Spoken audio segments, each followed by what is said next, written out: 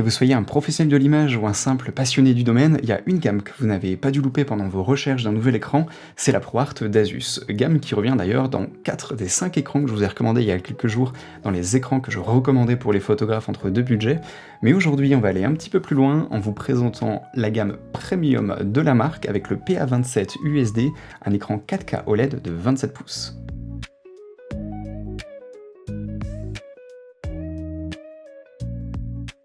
Et avant de rentrer dans le vif du sujet, sachez qu'il y a une offre de remboursement en ce moment chez Asus que je vous ai mis en lien dans la description et dont je vous parlerai un petit peu plus tard, ce qui pourrait vous permettre aussi d'acquérir cet écran un petit peu moins cher pour une durée très limitée.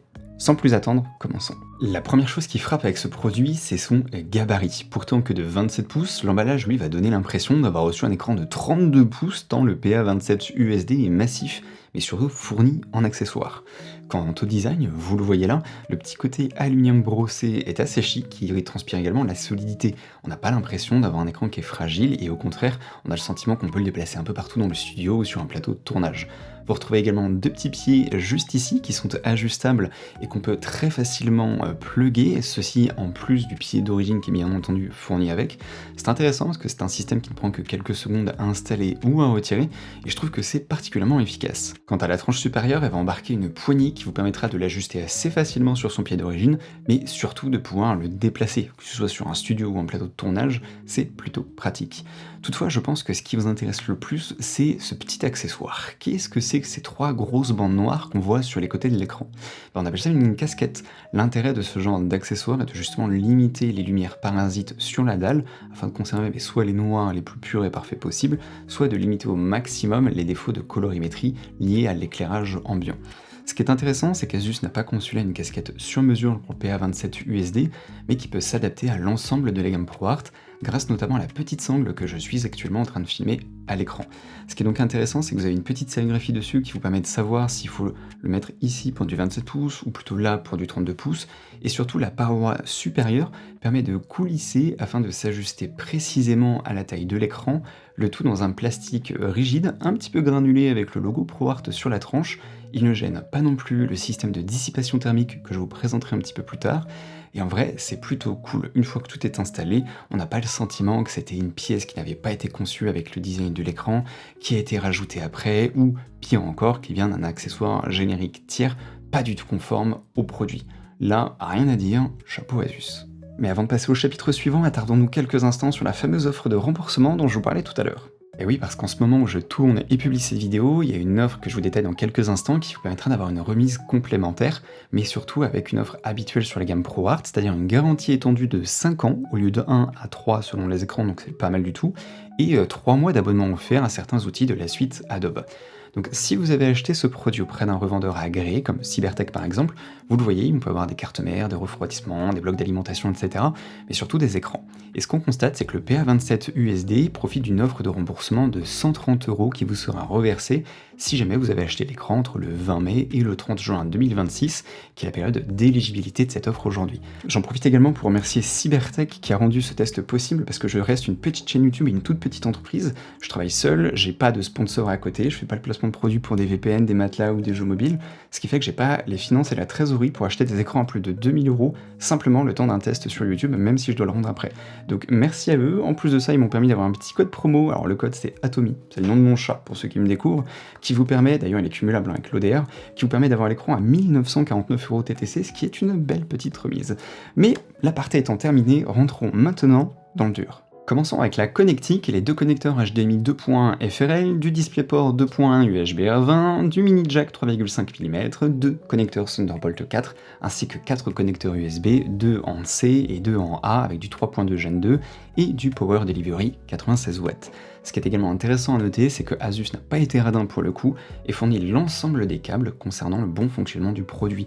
Quand je dis l'ensemble, ça inclut le câble Thunderbolt 4, mais aussi un câble DisplayPort 2 points qui prend véritablement en charge le protocole USB R20, ce qui est le plus performant aujourd'hui et qui permet d'avoir carrément du 80 gigabits de bande passante. Je l'explique d'ailleurs dans cette vidéo si vous n'êtes pas trop à l'aise avec ce type de connectique, et c'est particulièrement intéressant de voir qu'il n'y a pas eu de concession. De l'autre côté de l'écran, où se trouvera le câble d'alimentation, vous avez également un connecteur 12G SDI que j'aurais adoré pouvoir vous présenter plus en détail. Malheureusement, j'ai pas de matériel vidéo compatible, mais les vidéastes auront tout de suite remarqué sa bonne présence. Profitons-en d'ailleurs pour s'arrêter quelques instants sur l'OSD et les menus de l'écran. Bon alors, je vous cache pas qu'en tant que créateur, c'est pas ce que je préfère le plus filmer et intégrer dans un montage. En revanche, en tant que personne, je trouve ça particulièrement intéressant d'avoir accès à ces informations-là.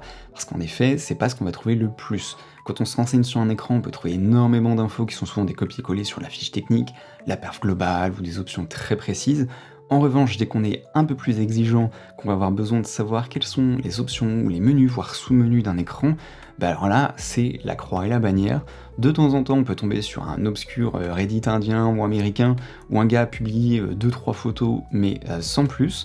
Donc j'estime que c'est important de vous montrer tout ce que l'écran vous permet de faire en tant que souplesse pour l'activation des HDR, des Dolby Vision, même le KVM que je n'ai pas abordé tout à l'heure quand je parlais de la connectique et qui est bien entendu fonctionnel avec cet écran-là.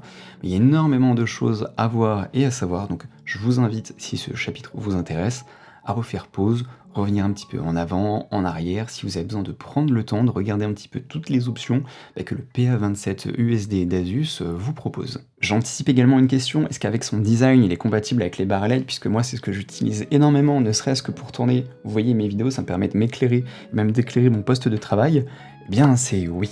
Alors j'anticipe ce point, c'est-à-dire pourquoi présenter une barre de LED alors que c'est un écran qui est conçu pour l'image, donc surtout pas avec ce genre d'éclairage, et encore plus quand on a une casquette autour de l'écran, tout simplement parce que pour moi c'est un indispensable, vous l'avez vu juste avant, c'est ce qui me permet de m'éclairer quand moi je travaille, en dehors du temps ça me permet aussi d'éclairer mon bureau, ce qui fait que oui, même si 4-5 heures par jour vous postez de l'image pro avec cet écran, ça n'empêche pas que le reste du temps, on peut faire de la bureautique, répondre aux mails, de la compta, bref, plein de tâches qui ne nécessitent pas une colorimétrie absolument fidèle et parfaite à 100%, et donc de pouvoir allumer ou éteindre cette barre de LED, sachant que selon le design des écrans c'est pas toujours compatible, mais là vous le voyez, il n'y a aucun problème. Et le revêtement dans tout ça, qu'est-ce que ça donne? Alors je suis pas là pour envenimer le débat entre le mat c'est nul et le brillant c'est le mieux, les deux ont des avantages et des inconvénients, mais sachez que cet écran embarque le revêtement anti-reflet semi-brillant qu'on trouve souvent sur les écrans QD OLED comme celui-ci, ce qui permet d'avoir une image qui est factuellement plus piquée et plus précise, et ça je vais vous le montrer juste après. En revanche, l'écran est capable de monter relativement haut en nits et permettra donc d'être facilement utilisable, que ce soit en mode sombre ou en mode clair, même avec des sources de lumière autour de vous. On le voit là avec la barre LED que je braque directement sur l'écran, le texte n'en reste pas moins très lisible et je trouve ce revêtement, bien que fragile, très intéressant. Alors sans faire de mauvais jeu de mots, si le nettoyage et l'entretien d'un écran sont des points qui vous chiffonnent un petit peu, faut savoir que j'ai publié il y a quelques mois sur la chaîne une vidéo dans laquelle je vous présente avec quoi et surtout comment je nettoie un écran pour ne surtout pas les abîmer. Alors n'hésitez pas à y faire un tour si ça vous intéresse. À présent, prenons quelques instants pour nous arrêter sur les avantages et l'intérêt de sa dalle 4K OLED de 27 pouces. Et oui, parce que bien que nous soyons en 2026, j'entends encore bien trop souvent qu'une dalle 4K de 27 pouces ne sert à rien, que c'est beaucoup trop petit, etc. Pas du tout. Au contraire, j'ai là aussi une vidéo entière sur le sujet. L'intérêt d'avoir une dalle 4K de 27 pouces permet d'avoir une densité de pixels considérablement supérieure. Le tout cumulé à un revêtement semi-brillant vous offrira les images les plus nettes et propres que vous n'aurez jamais eues sur un ordi. Il y a un point également que j'ai hésité à aborder dans cette vidéo, mais je le fais un petit peu au feeling là pour anticiper quelques questions. Est-ce qu'on peut jouer avec cet écran? La réponse est oui. Ce qu'il faut savoir, et c'est d'ailleurs la raison pour laquelle il embarque un taux de rafraîchissement de 240 Hz, c'est que la dalle QD OLED 4K de 27 pouces qu'il embarque est initialement prévue pour le marché gaming premium. Donc oui, vous pouvez jouer à tous vos types de jeux du moment que vous êtes capable de tanker de la 4K avec votre ordinateur, quoique aujourd'hui avec le FSR et le DLSS, c'est beaucoup plus facile qu'à une époque, mais oui, si vous avez cet écran pour travailler toute la journée et pour jouer le soir, ça sera quand même un régal.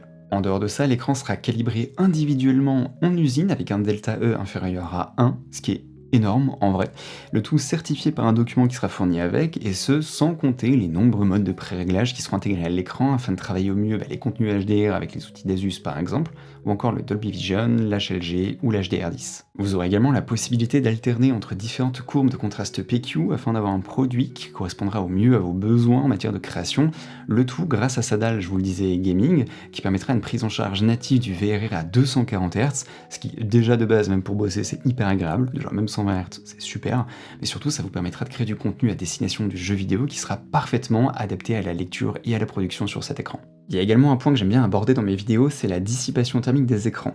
Est-ce qu'il chauffe? Si oui, à quel endroit? Est-ce que c'est homogène? Parce que c'est particulièrement important comme point, en particulier pour les écrans qui sont dédiés à l'image. Alors, à savoir, et c'est hyper important pour ce chapitre, j'ai tourné cette vidéo pendant la pire période de canicule pour le moment dans l'année 2026, c'est-à-dire fin mai, quand il faisait 37-38 dehors, 31 degrés dans mon bureau, et malgré tout, le ventilateur intégré à l'écran d'Asus a fait extrêmement bien le job. Il y avait très peu de variations de température au niveau de la dalle, on gardait quelque chose de très homogène, autour de 36-38 degrés Celsius, là où certains écrans, même OLED que j'ai testé, pouvaient avoir 15 degrés Celsius d'écart entre la gauche et la droite de l'écran. Donc là, on a quelque chose qui est extrêmement homogène, qui permet de garantir des couleurs uniformes et un produit durable. Donc là-dessus, chapeau Asus parce que c'est excellent. Il y a également un autre point intéressant à vous montrer, un peu à l'image de l'OSD en début de vidéo, c'est le logiciel d'Asus qui est fourni gratuitement avec l'écran et que vous pouvez télécharger sur la fiche produit. Je me suis dit que ça pouvait être intéressant de vous montrer un petit peu tous les menus, les sous-menus et toutes les options qu'on pouvait trouver à l'intérieur. À savoir que ce logiciel sera utilisé notamment pour la calibration interne que je vais montrer dans quelques instants, mais surtout est compatible Mac et PC avec une optimisation complète qui vous permettra justement, les utilisateurs de macOS vont adorer ça, de pouvoir régler la luminosité de l'écran avec les touches du clavier. Les deux peuvent communiquer ensemble et ça c'est particulièrement intéressant. Plus besoin d'aller à l'ancienne, c'est-à-dire dans l'OSD, de cliquer, d'ajuster la luminosité, etc. C'est particulièrement intéressant, vous avez également un historique de tout ce que vous ferez en termes de réglage ou de connectique sur l'écran. Vous aurez la possibilité d'utiliser, comme je vous le disais, en Thunderbolt 4, HDMI 2.1, DisplayPort 2.1, USB R20, il y a pas mal de presets qui sont aussi notés avec les sondes que vous pourriez utiliser, donc moi il y a la mienne, la Calibrate Display Plus HL, donc en vrai c'est un logiciel qui est plutôt intéressant, n'hésitez pas à prendre le temps de le tester, de le découvrir, de le mettre à jour, il y aura peut-être de nouvelles options, bref, amusez-vous. Et à présent, je vais vous révéler la vraie raison pour laquelle j'ai souhaité tester ce moniteur, parce que quand j'ai vu la fiche technique, je me suis dit ok, c'est pas mal, la connectique, très bonne, la dalle, très bonne, mais il y a un petit truc qui m'a fait tiquer, le colorimètre intégré. Est-ce que c'est pas beaucoup trop cool? Parce que perso, j'adore le petit bruit du moteur quand il relève le colorimètre intégré, ça donne un petit côté un peu d'Iron Man au produit, sachant qu'une sonde comme celle-ci, ça peut parfois coûter plusieurs centaines d'euros, sans compter les réglages d'usine, la casquette fournie, le Thunderbolt 4 et le DisplayPort 2.1 USB R20. On va dire que tout ça, c'est ce qui participe justement à mieux comprendre le segment tarifaire du produit. En bref, on a là un écran premium qui est taillé pour les amateurs avec un budget très confortable, ou les professionnels exigeants qui ne souhaitent plus travailler sur de l'IPS et qui ne souhaitent aucune concession avec une dalle OLED. Là-dessus, rien à dire, l'écran fait un sans faute. Sur ce, c'était un Noix de Citron. Si vous avez des questions, n'hésitez pas, il y a un espace commentaire sous la vidéo. Et si vous êtes en quête d'un nouvel écran, je le rappelle régulièrement, mais j'ai mis en place un système de tickets sur mon Discord avec un petit formulaire pré-rempli. Je réponds tous les jours, les dimanches, les jours fériés, les soirs, les week-ends, tout le temps, je suis à votre dispo. Donc n'hésitez pas. Si d'ailleurs mon contenu vous intéresse, n'hésitez pas, le petit like, le petit abonnement, etc., etc. Mais surtout, n'hésitez pas à aller faire un tour sur ma chaîne pour voir un petit peu le contenu, les articles de vulgarisation, mon site, noixdecitron.tech, etc. Et sachez également que c'est le dernier test d'écran que vous retrouverez sur ma chaîne dans ce format, puisque je déménage très prochainement, d'ici quelques semaines, voire un mois ou deux, je sais pas trop encore, ça va dépendre de l'avancée des travaux, mais c'est un projet de très longue date qui sera documenté et expliqué dans une vidéo dédiée sur ma chaîne, vous allez voir que c'est beaucoup trop cool, je vais avoir une souplesse énorme pour travailler, je vais pouvoir débloquer plein de nouvelles connaissances, plein de nouveaux trucs. Vous allez voir, c'est génial et c'est le début d'une nouvelle aventure. Donc si ça vous intéresse, n'hésitez pas à vous abonner. Sur ce, c'était encore une fois Noix de Citron et je vous dis à très bientôt. Salut tout le monde!